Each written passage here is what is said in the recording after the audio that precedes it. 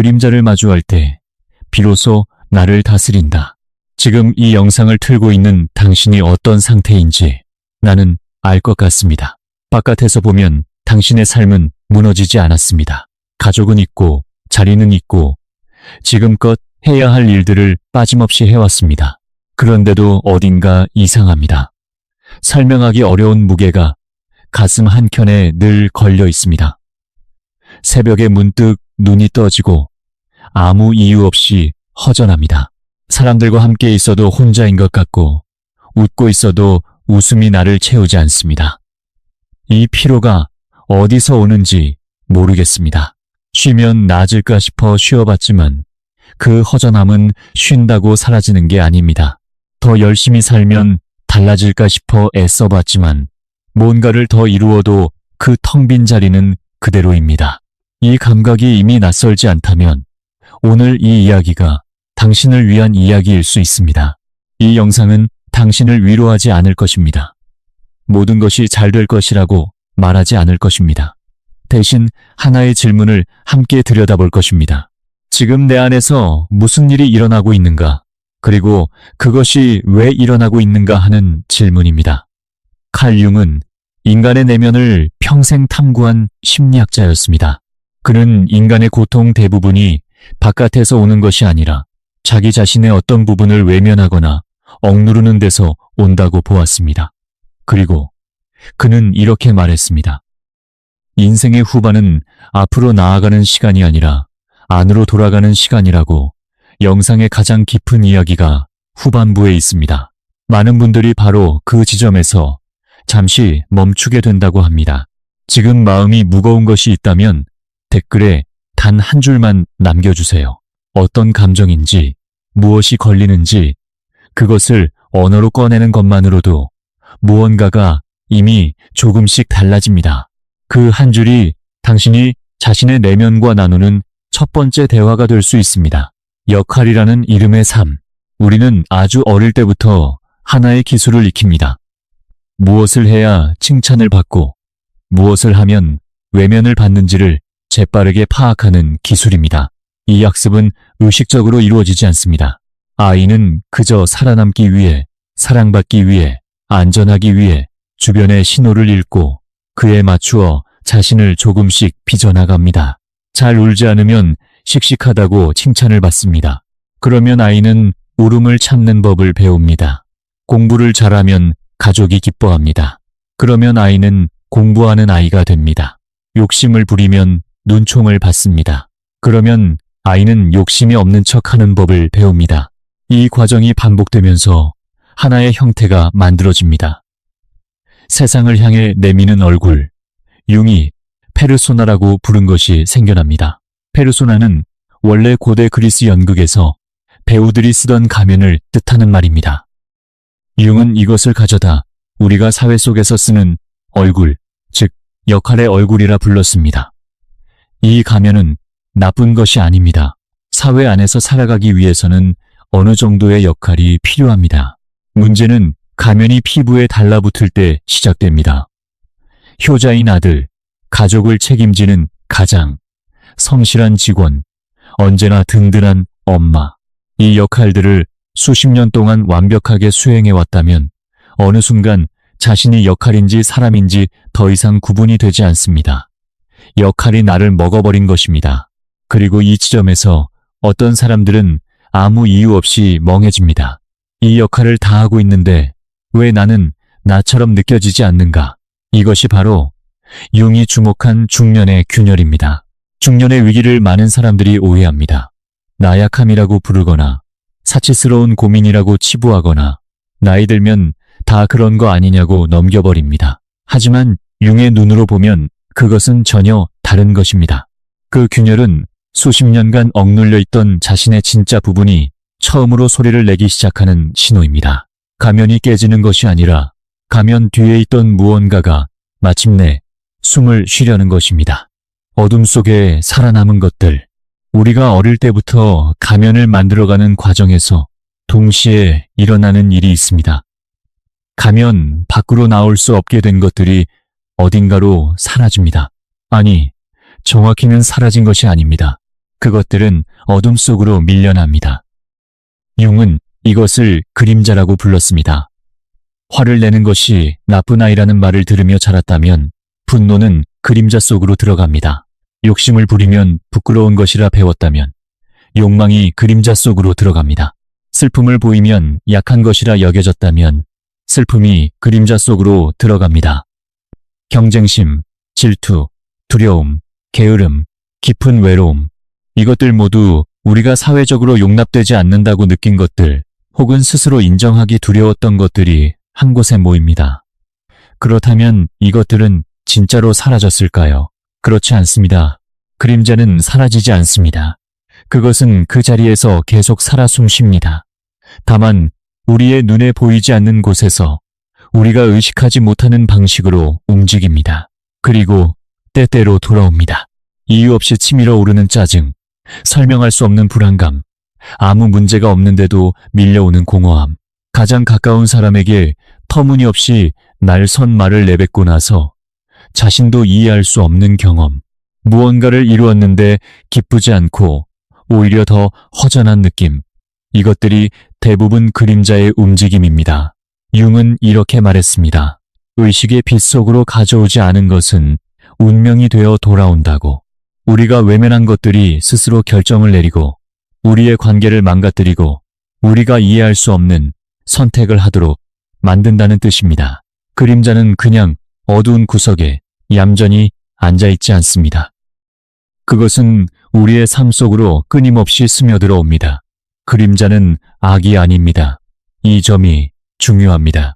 그것은 단지 살지 못한 것, 금지된 것, 인정받지 못한 것들입니다. 분노도, 욕망도, 슬픔도 그것 자체가 나쁜 것이 아닙니다. 다만 그것들이 어둠 속에 갇혀 있는 한 우리는 그것들에게 지배를 받습니다. 보이지 않는 것이 우리를 이끄는 것입니다. 가면이 무너지는 자리에서 인생의 전반, 대략 40이 되기 이전의 삶은 하나의 목표를 향해 나아가는 시간입니다. 어떻게 하면 성공할 수 있는가? 어떻게 하면 인정받을 수 있는가? 어떻게 하면 내 역할을 다할 수 있는가? 이 질문들이 삶을 이끌고 이것은 잘못된 것이 아닙니다. 전반부의 삶에는 이 과제가 필요합니다. 하지만 융은 이 과제에 유통기한이 있다고 보았습니다. 어느 지점에서 그 답들이 더 이상 충분하지 않아지는 순간이 옵니다. 원하던 것을 이루었는데도 만족스럽지 않습니다. 해야 할 일을 다 했는데도 허전합니다. 오랫동안 자신을 지탱해온 가치들이 갑자기 낯설게 느껴지기 시작합니다. 이것을 흔히 위기라고 부릅니다. 그러나 융의 관점에서 이것은 위기가 아닙니다. 이것은 부름입니다. 안으로 돌아가라는 부름. 지금껏 살아온 방식으로는 더 이상 닿을 수 없는 어떤 것을 향한 초대입니다. 이 시기에 사람들이 선택하는 방식은 다양합니다. 어떤 이는 더 바쁘게 삽니다. 생각할 틈 없이 스케줄을 채웁니다. 어떤 이는 새로운 것을 향해 도망칩니다. 새 차, 새 관계, 새 취미. 어떤 이는 반대로 무너집니다.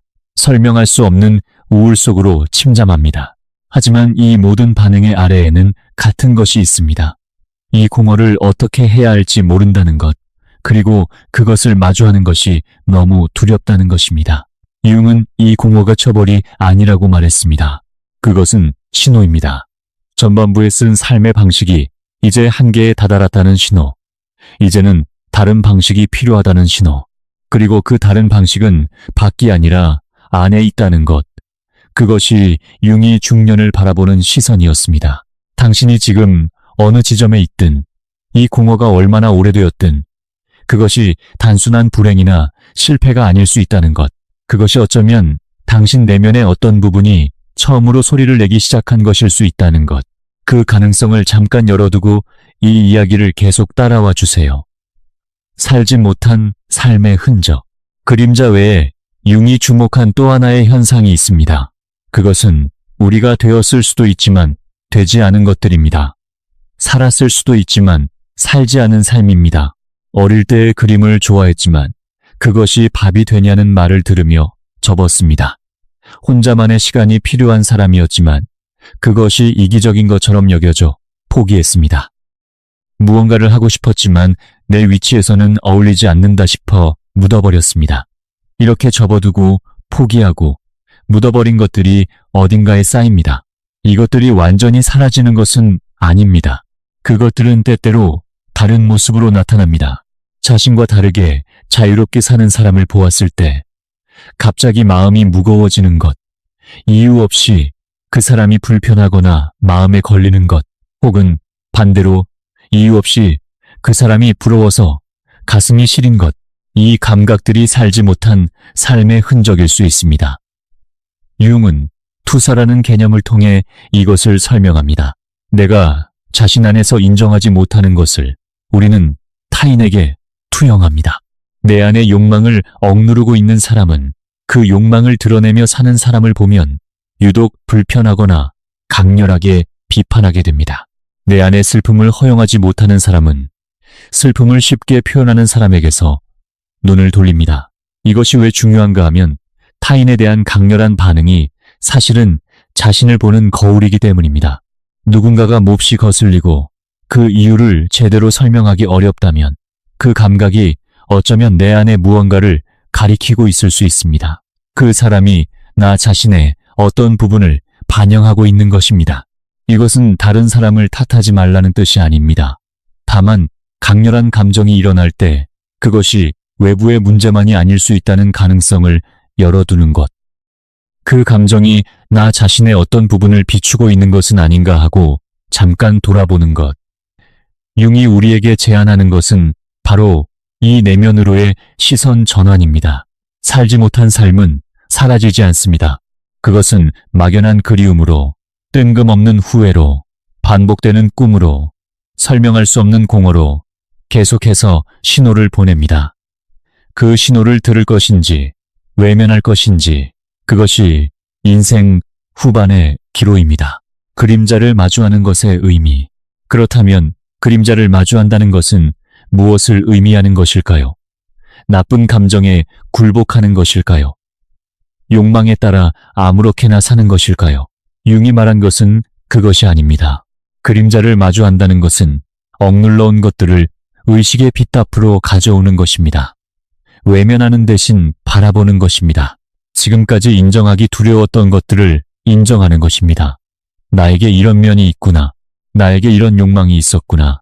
나에게 이런 분노가 있었구나.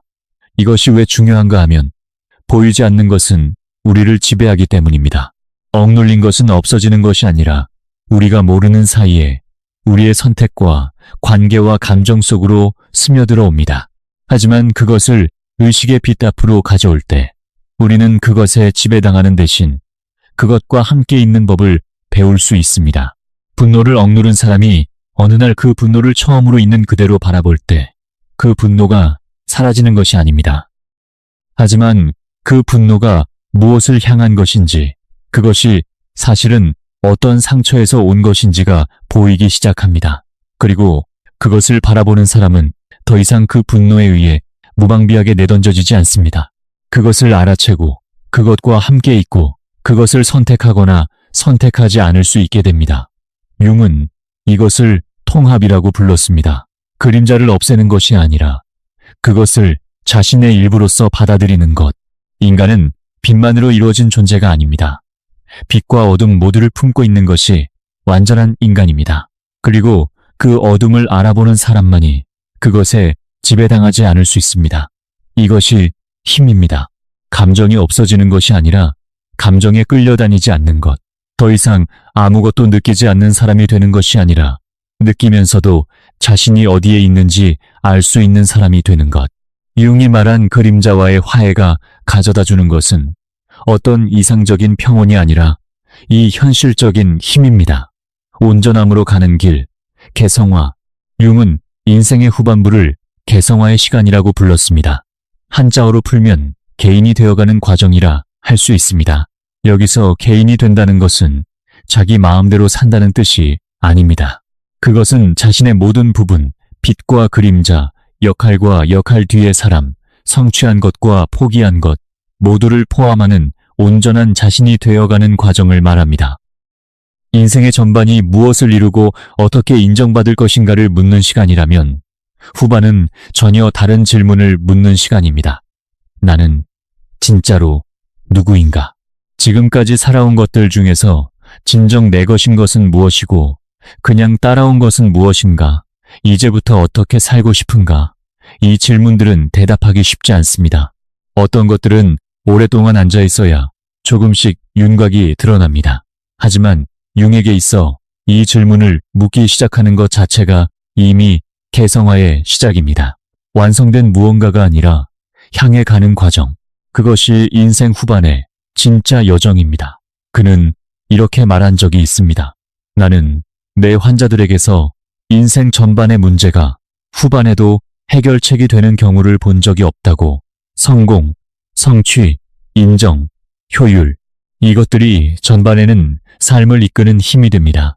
그러나 어느 순간부터 이것들은 오히려 무언가를 막는 벽이 됩니다. 내면의 진짜 목소리를 듣지 못하게 가로막는 소음이 됩니다. 인생의 후반은 더 이상 무언가를 증명하기 위한 시간이 아닙니다. 더 이상 누군가에게 보여주기 위한 시간이 아닙니다.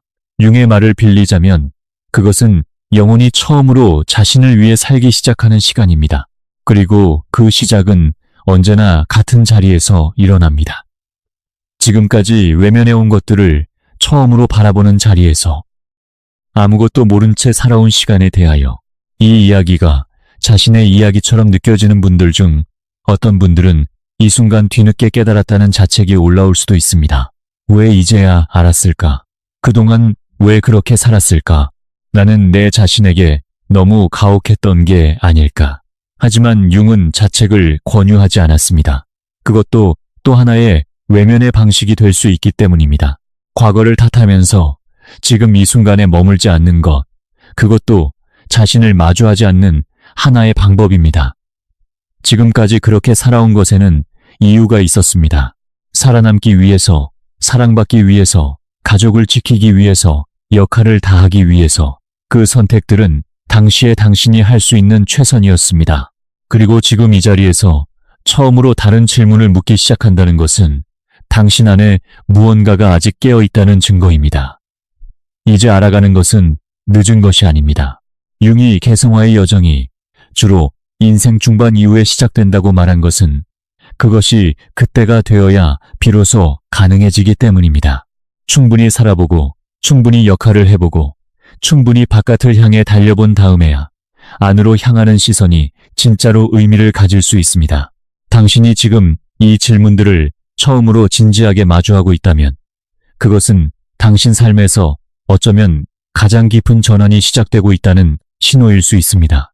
그 전환이 빠르거나 극적이지 않아도 됩니다. 느리고 조용하고 때로는 두렵더라도 안을 향한 걸음이 시작되고 있다면 이미 무언가가 달라지고 있는 것입니다. 다스린다는 것의 진짜 의미, 제목으로 돌아와 봅니다. 그림자를 마주할 때 비로소 나를 다스린다. 여기서 다스린다는 말은 자신을 통제한다는 뜻이 아닙니다. 감정을 억압한다는 뜻이 아닙니다. 의지력으로 나쁜 감정을 눌러버리는 것이 아닙니다. 다스린다는 것은 자신이 무엇을 가지고 있는지 아는 것입니다. 내 안에 어떤 힘이 있고, 어떤 두려움이 있고, 어떤 욕망이 있고, 어떤 상처가 있는지 그것들을 알고 있는 사람만이 그것들에게 끌려다니는 대신 그것들과 함께 서 있을 수 있습니다. 폭풍이 없는 바다가 고요한 것이 아닙니다. 폭풍을 알고 폭풍 속에서도 방향을 잃지 않는 항해사가 바다를 다스리는 것입니다.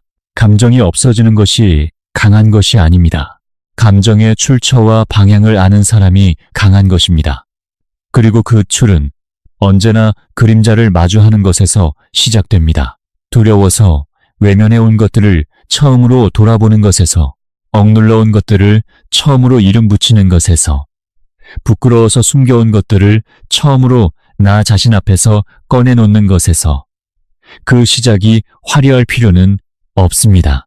조용히 혼자 앉아 오랫동안 느끼지 않으려 했던 감각을 그냥 느껴보는 것으로 충분합니다. 무엇이 나를 이토록 무겁게 하는가? 무엇이 나를 이토록 공허하게 하는가? 그 질문과 함께 앉아있는 시간이 만일 지금 이 시기에 가장 중요한 일일 수 있습니다. 마지막으로 결론 없이 이 영상에서 외결책을 드리지 않았습니다. 7가지 방법도 없고 오늘부터 실천할 수 있는 습관도 없습니다. 그것이 의도적입니다. 그림자를 마주하는 일은 한 번 하고 끝나는 것이 아닙니다. 그것은 살아있는 한 계속되는 과정입니다. 그리고 그 과정에는 정해진 방법이 없습니다. 각자의 그림자는 각자의 삶에서 다른 모양을 하고 있고 그것을 마주하는 방식도 각자의 속도와 방향이 있습니다. 여기서 하고 싶은 말은 하나입니다. 그 과정이 이미 당신 안에서 시작되고 있을 수 있다는 것입니다. 이 영상을 끝까지 본 것이 어쩌면 그 시작의 한 부분일 수 있습니다. 융은 이런 말을 남겼습니다. 내면을 들여다보지 않는 사람은 자신의 운명을 우연이라고 부른다고. 지금까지 당신 삶에서 이해할 수 없었던 것들, 반복되었던 것들, 왜 그랬는지 설명이 되지 않았던 것들, 그것들 중 어떤 것이 어쩌면 그림자의 움직임이었는지 지금부터 조금씩 돌아볼 수 있을 것입니다. 한 가지 질문을 남기고 이 이야기를 닫겠습니다. 지금까지 당신이 살아온 모든 역할들 중에서 진정 당신 자신이었던 순간이 있었다면 언제였습니까? 그리고 아직 살지 못한 채 어딘가에 남아있는 것이 있다면 그것은 무엇입니까? 서둘러 대답하지 않아도 됩니다. 어떤 질문들은 가라앉는데 시간이 필요합니다. 하지만 이 질문이 오늘 하루 어딘가에서 조용히 떠오른다면 그것 자체가 이미 의미 있는 시작입니다. 댓글에 단 한 줄만 남겨주세요. 지금 이 순간 가장 오래 묻혀 있었던 감정이 무엇인지, 혹은 살지 못한 자신의 어떤 부분이 떠오르는지 그것을 언어로 꺼내는 것이 첫 번째 대화입니다. 자신과 나누는 첫 번째 솔직한 대화, 그리고 이 안으로 향하는 여정을 계속하고 싶으시다면 채널을 구독해주세요. 다음 영상에서도 융의 사유를 통해 내면의 또 다른 층을 함께 들여다볼 것입니다. 빠른 치유를 약속하지 않습니다. 다만 이 대화를 멈추지 않겠습니다.